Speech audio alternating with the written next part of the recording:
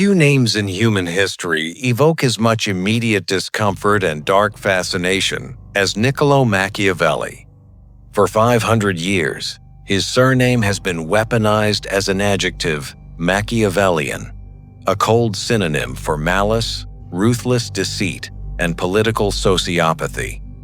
In modern popular culture, he is painted as the patron saint of the puppet masters, the architect of a dark worldview where the end always justifies the means.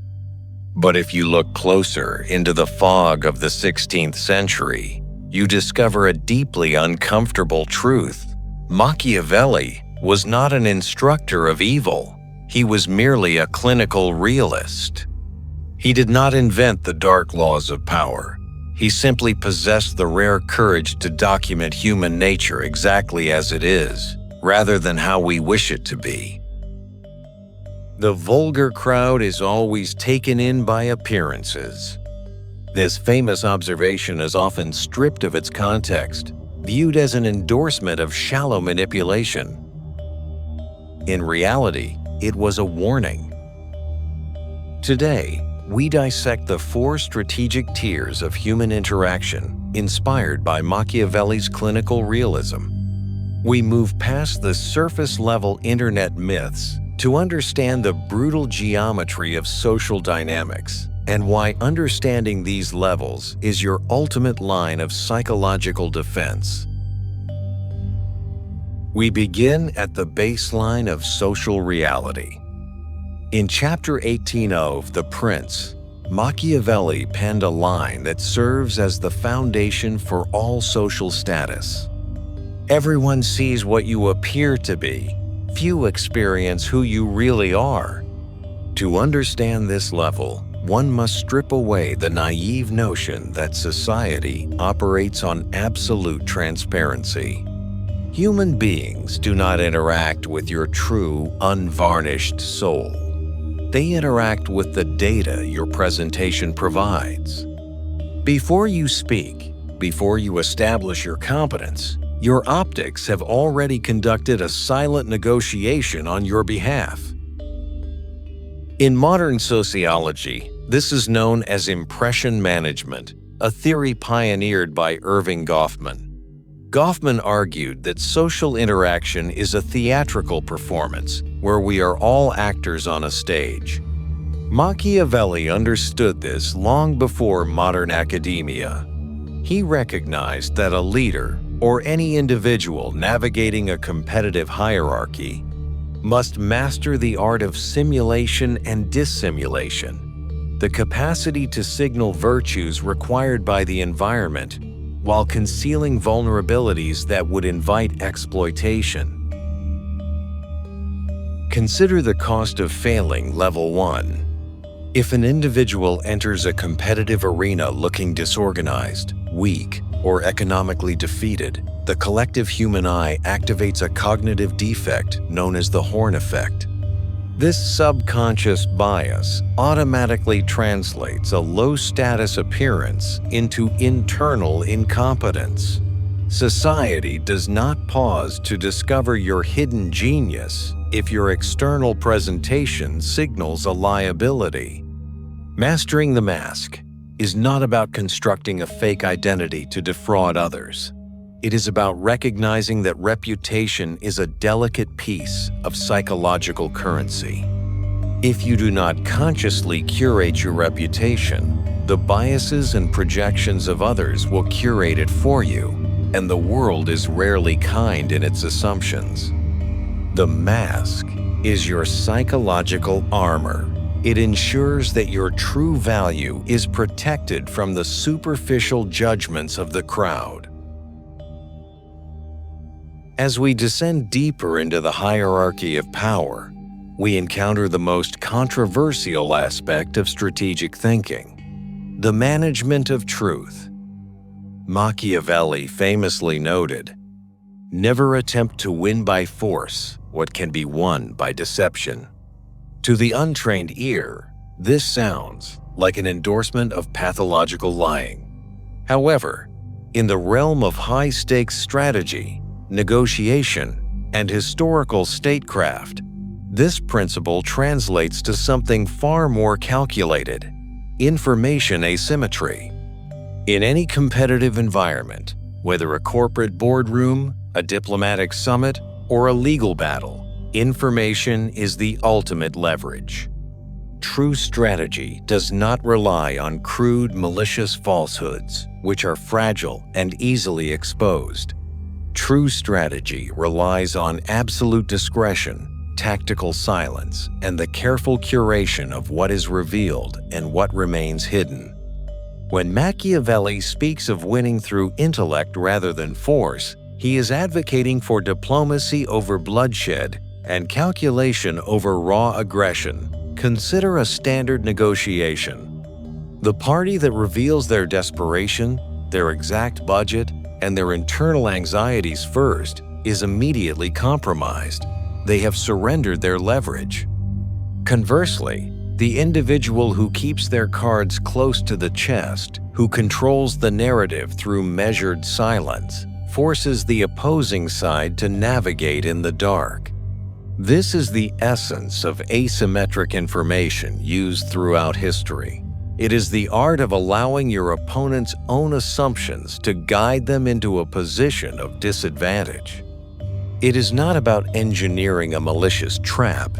It is about protecting your sovereignty by ensuring that no one possesses a complete map of your mind. By mastering the distinction between overt aggression and quiet diplomacy, you ensure that your strategic moves are executed with precision, minimizing unnecessary conflict.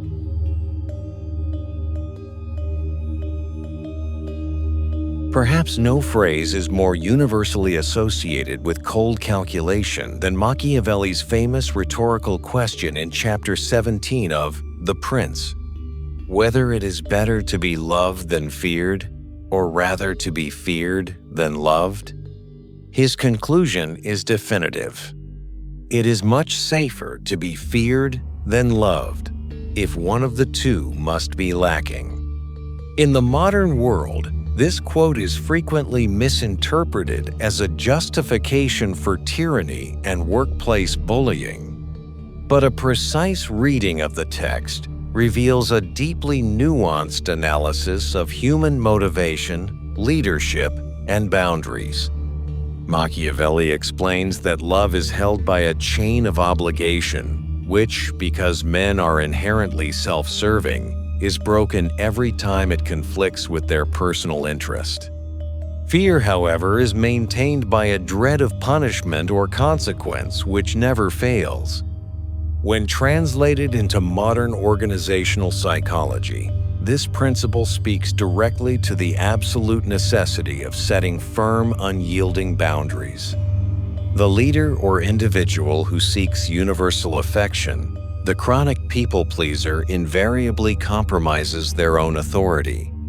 When you prioritize being loved above being respected, you signal that your boundaries are flexible, your rules are negotiable, and your consequences are non-existent. This invites insubordination, boundary violations, and systemic inefficiency. True Machiavellian fear is not terror, it is profound respect coupled with the certainty of consequence. It is the absolute knowledge that if a boundary is crossed, if a contract is violated, or if trust is broken, there will be an immediate, objective repercussion. Crucially, Machiavelli added a vital caveat that modern commentators often forget: a leader must inspire respect while avoiding hatred. Dictatorship breeds rebellion. True authority walks the fine line of being highly predictable, deeply fair, but entirely unshakable when challenged. We now reach the deepest, most severe tier of Machiavellian realism, a principle that deals with the finality of strategic execution. In Chapter 3 of The Prince, Machiavelli writes a chillingly pragmatic sentence: "If an injury has to be done to a man, it should be so severe that his vengeance need not be feared." To comprehend the sheer gravity of this statement, one must understand the chaotic political landscape of 16th century Italy. This was an era of fractured city-states, shifting alliances, mercenary armies, and blood feuds.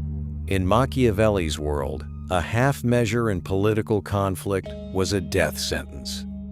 If you stripped a rival family of their political power, but left them with their wealth and freedom, you did not solve the problem. You merely created a permanent, highly motivated enemy waiting for the perfect moment to assassinate you.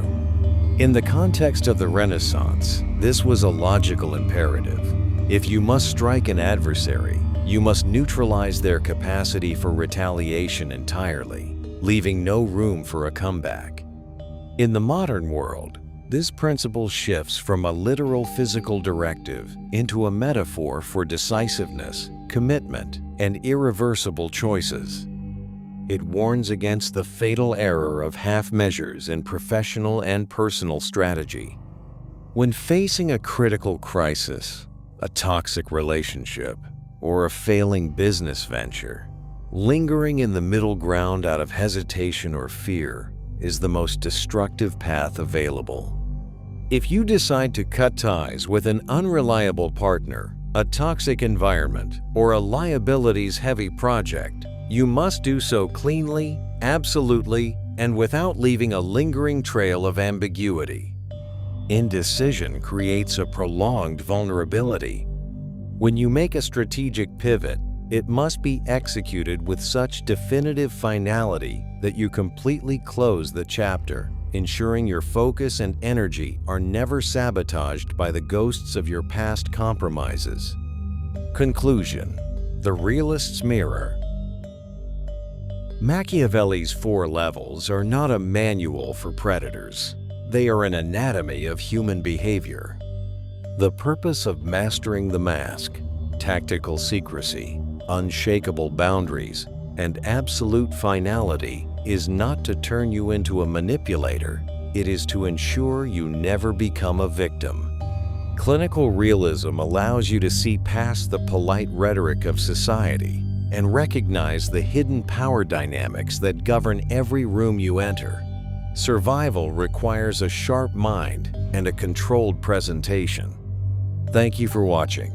Subscribe to Inner Depth Studio to master the architecture of power.